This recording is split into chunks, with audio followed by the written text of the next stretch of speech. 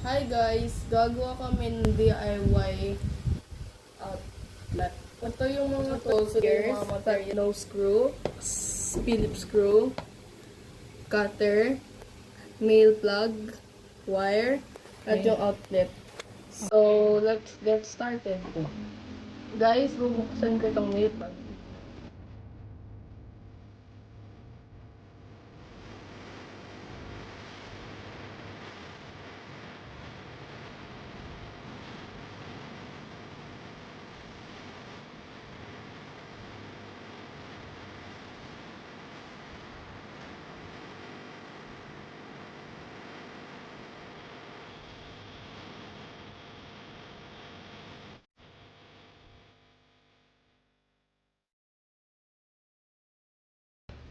Guys, babalatin ko yung wire.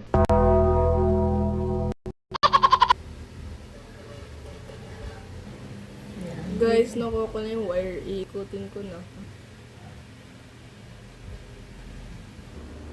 Guys, ilalagay ko na ito sa loob. But first, you have to loosen up this one, okay?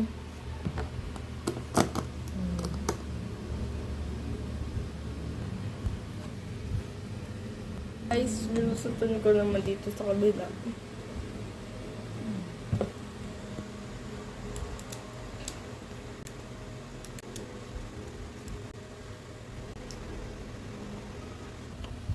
Guys, tighten up ko na yung screw.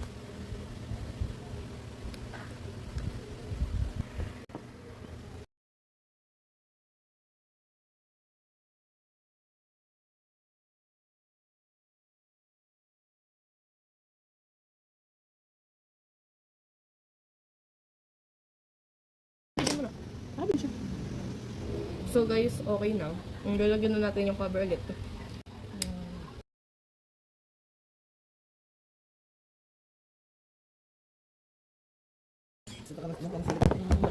Kasi anong nalit ganun. Kasi ako. So guys, pipil na natin yung wire. So guys, na-peel off na natin yung wire. And tatanggalin na natin yung screw nito. So let's start.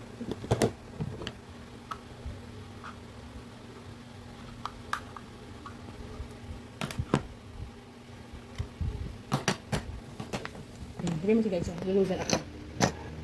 So guys, ilaloosen up ko na yung unscrew.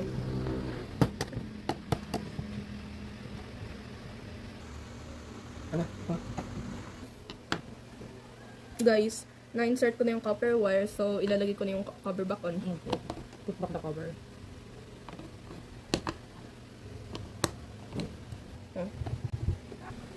So guys, i-tighten up ko na yung screws. So guys, tapos na kami sa DIY. Testing na natin pag gumagana na.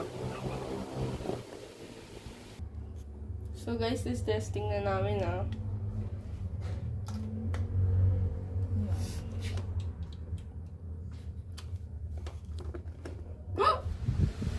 Wow! Yung bumilis!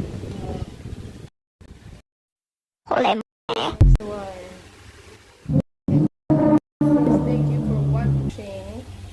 I hope may nano kayo sa task na ito. Bye. Bye.